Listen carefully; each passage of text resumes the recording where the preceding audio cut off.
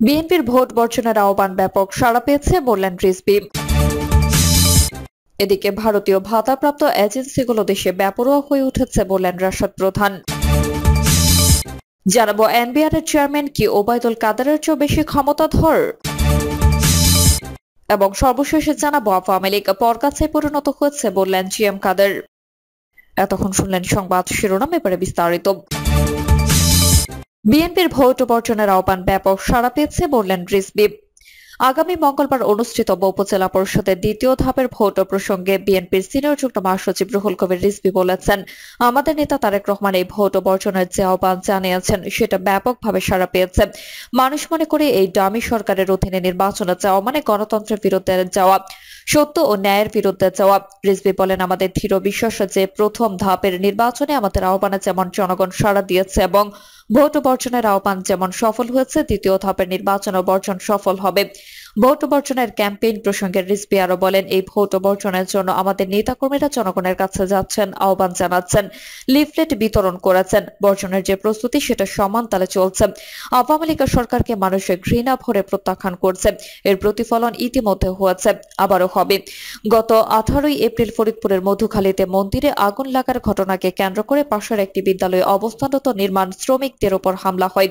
সেখানে টয়লেট নির্মাণে কর্মরত 2 শ্রমিককে পিটিয়ে হত্যা করা হয়। তাদের পরিবারের নগদ অর্থ সহায়তা প্রদান করতে বিএনপির কেন্দ্রীয় কার্যালয়ে অনুষ্ঠানের আয়োজন করা হয়। অনুষ্ঠানে 2 পরিবারের সদস্যদের হাতে সহায়তা তুলে দেন রিজভী। বাংলাদেশ ব্যাংকে সাংবাদিকদের প্রবেশ নিষেধাজ্ঞা প্রসঙ্গে রিজভী অভিযোগ করে বলেন, অর্থ পাচারকারীদের তথ্য যাতে প্রকাশ্যে না আসে সেজন্য বাংলাদেশ ব্যাংকে সাংবাদিকদের প্রবেশ নিষেধাজ্ঞা দেওয়া হয়েছে। সাংবাদিকেরা বাংলাদেশ ব্যাংকে ঢুকবে কেন? আওয়ামী লীগের সাধারণ সম্পাদক ওবায়দুল কাদের এই বক্তব্যের জবাবে রিজভী বলেন, বাংলাদেশ ব্যাংক কি নিষিদ্ধ পল্লী? বাংলাদেশ ব্যাংক কি একেবারে রেস্ট্রিক্টেড ক্যান্টনমেন্ট? ক্যান্টনমেন্টেও যদি বৈধ মানুষ যেতে চায় তাদের তো কোনো অসুবিধা হয় না। আর বাংলাদেশ ব্যাংক কি একেবারে রেস্ট্রিক্টেড ক্যান্টনমেন্ট? ক্যান্টনমেন্টেও যদি বৈধ মানুষ যেতে চাই তাদের তো কোনো অসুবিধা হয় না। আর বাংলাদেশ ব্যাংক তো জনগণের আমানত রক্ষাকারী প্রতিষ্ঠান, এটা তো সবসময় জবাবদিহির মধ্যে থাকবে। এখানে সাংবাদিকেরা তো যেতে পারবে। দেশের অর্থনীতির চালচিত্র তুলে ধরতে গিয়ে রিজভী বলেন, প্রায় $50 বিলিয়ন উধাও করে দেওয়া হয়েছে, এখন তলানির দিকে আছে। বৈদেশিক রিজার্ভ $13 বিলিয়ন আছে সরকারের হাতে। যারা সচেতন জনগণ বিজ্ঞ মানুষ তারা বলেছেন $7 থেকে $8 বিলিয়ন রয়েছে। এর মধ্যে বিদ্যুৎ খাতের পাওনা পরিশোধ করতে $4 বিলিয়ন চলে যাবে। ডলার তো তলানিতে। রিজভী বলেন, আমরা একটা শূন্য গহ্বরের ভেতরে বসবাস করছি, আমাদের পায়ের নিচে মাটি নেই, কিসের উপর দাঁড়িয়ে আছি তার নিজেরাই বলতে পারবো না। শুধু ব্যাংক থেকে 12,000 কোটি টাকা লোপাট হয়ে গেছে। এটা আমার বক্তব্য না, এটা সিডিপির বক্তব্য। 92,000 কোটি টাকা শুধু ব্যাংক খাত থেকে লোপাট হয়ে গেছে। লুটপাটকারী কারা? এরা সবাই ক্ষমতা ঘনিষ্ঠ মানুষ, আওয়ামী লীগের লোকজন বা আওয়ামী লীগের অর্থ প্রদানকারী, আর্থিক সহায়তাকারী অথবা তাদের যারা দলের যারা আজকে অর্থবিত্তের মালিক হয়েছে তারা। ভারতীয় ভাতাপ্রাপ্ত এজেন্সিগুলো দেশে বেপরোয়া হয়ে উঠেছে বললেন রাশাদ প্রধান। বাংলাদেশে অবস্থানরত ভারতীয় ভাতাপ্রাপ্ত সরকারি বেসরকারি বিভিন্ন এজেন্সি দেশে বেপরোয়া হয়ে উঠেছে বলে মন্তব্য করেছেন জাতীয় গণতান্ত্রিক পার্টি জাগপা সহসভাপতি ও দলীয় মুখপাত্র রাশেদ প্রধান। রাশেদ প্রধান বলেন, সম্প্রতি বাংলাদেশ নিয়ে ভারতীয় গোয়েন্দা সংস্থা ও বাংলাদেশি ভাতাপ্রাপ্ত এজেন্সিগুলো শেখ হাসিনা সরকারকে রক্ষা করার জন্য খুব তৎপর হয়ে উঠেছে। ভারত নিজস্ব অর্থায়নে লবিস্ট নিয়োগের মাধ্যমে পশ্চিমা কূটনৈতিকদের ম্যানেজ করার চেষ্টা চালাচ্ছে।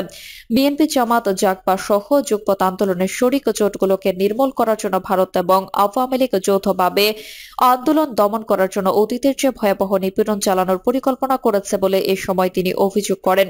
যুক্তরাষ্ট্র বিএনপি সাবেক সেক্রেটারি মোস্তফা কামাল পাশা বাবুল বলেন, আওয়ামী লীগ সরকার বাংলাদেশকে অর্থনৈতিকভাবে ধ্বংস করে দিয়েছে।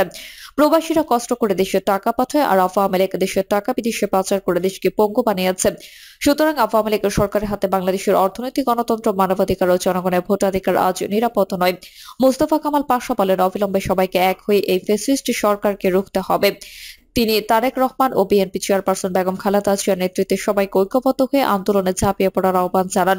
যুক্তরাষ্ট্র শাখা জাগপা সভাপতি এস.এম. রহমতুল্লাহ ভুইয়ার বলেন, আজীবন ভারত বাংলাদেশের জনগণের সঙ্গে বেনিয়ার মতো আচরণ করেছে।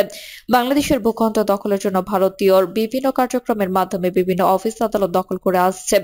ভারতীয় আগ্রাসনের বিরুদ্ধে বাংলাদেশের জনগণকে ঐক্যবদ্ধ হওয়ার আহ্বান জানিয়ে রহমতুল্লাহ বলেন, দেশবাসীকে ভারতীয় পণ্য বয়কট করতে হবে, ভারতীয় টিভি চ্যানেল দেখা বন্ধ করতে হবে, সীমান্তে গুলি করে বাংলাদেশের নাগরিক হত্যার বিরুদ্ধে প্রতিরোধ গড়ে তুলতে হবে। তাহলে বাংলাদেশের ভূখণ্ড ভারতীয় দখলমুক্ত হবে।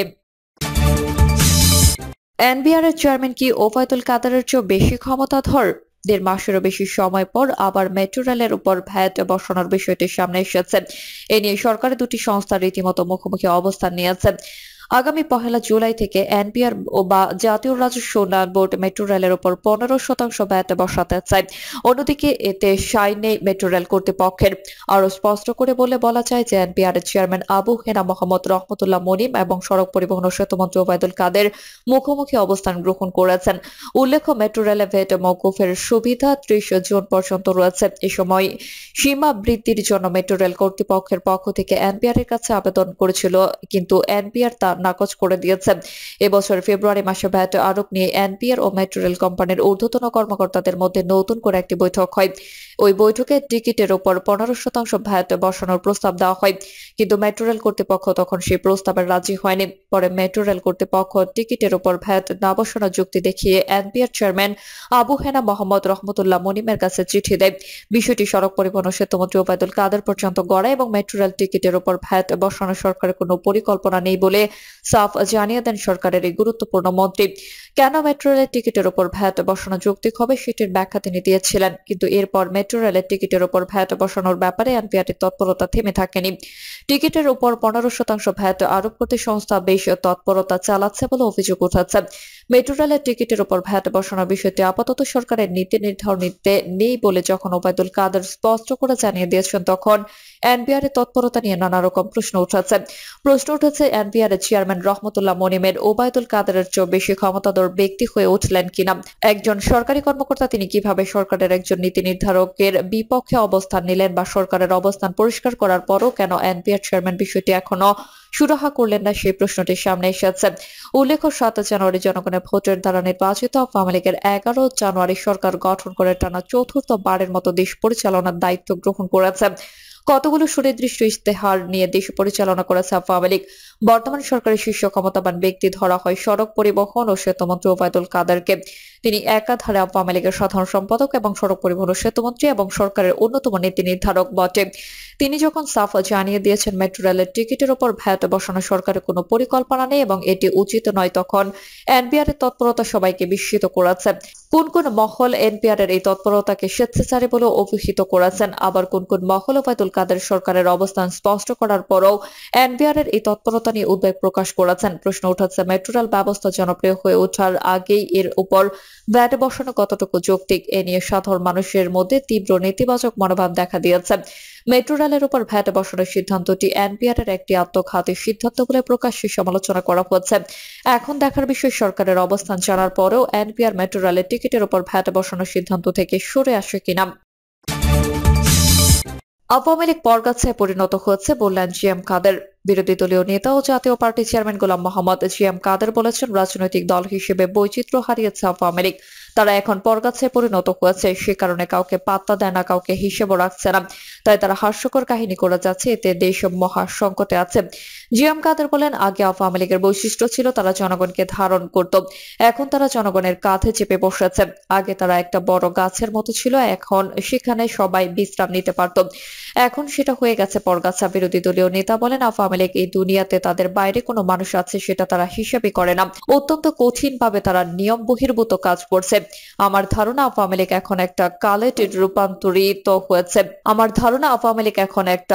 রূপান্তরিত হয়েছে এবং তারা সেই বিহেভিয়ার করছে। তারা দেশ এবং দেশের জনগণ থেকে বিচ্ছিন্ন হয়ে গেছে, এসব কারণে বিভিন্ন ধরনের তথ্য তারা দিচ্ছে না। জিএম কাদের বলেন, আওয়ামী লীগ আইন করলেও রাইট টু ইনফরমেশন বলতে এখন কোনো কিছু নেই, কোনো খবর দেওয়া হচ্ছে না, সব গোপন রাখা হচ্ছে। যে তথ্য চাওয়া হয় সেটা রাষ্ট্রীয় নিরাপত্তার জন্য হুমকি স্বরূপ। সংবিধানের 145 ক ধারায় বলা হচ্ছে, আমরা বিদেশের সঙ্গে যে চুক্তি করি না কেন সেটা রাষ্ট্রপতির মাধ্যমে সংসদে উপস্থাপন করতে হবে। কিন্তু এই পর্যন্ত যত বিদেশি চুক্তি হয়েছে, হাজার হাজার চুক্তি হয়েছে, কোনো চুক্তি আমাদের সংসদে প্লেস করা হচ্ছে না। সংবিধান মানা হচ্ছে না। জিএম কাদের বলেন ওনারা আওয়ামী লীগ অনেক খাতে লুটপাট করেছেন, বিদ্যুৎ খাতে লুটপাট হয়েছে, জ্বালানি খাতে লুটপাট হয়েছে, প্রচুর ভাবে টাকা পাচার হয়েছে এবং পাচার করতে দেওয়া হয়েছে। বাংলাদেশ ব্যাংক এবং সরকারের রেগুলেটরি বডিগুলো আছে, অর্থ মন্ত্রণালয় ব্যাংকিং শাখা এর যেসব নিয়ম করেছেন তা করা হয়েছে এসব দুর্নীতিকে সহায়তা করার জন্য। প্রিয় দর্শক, এই ছিল এখনকার সর্বশেষ সংবাদ। আপডেট সংবাদ পেতে চ্যানেলটি সাবস্ক্রাইব করে বেল আইকনটি ক্লিক করে রাখুন।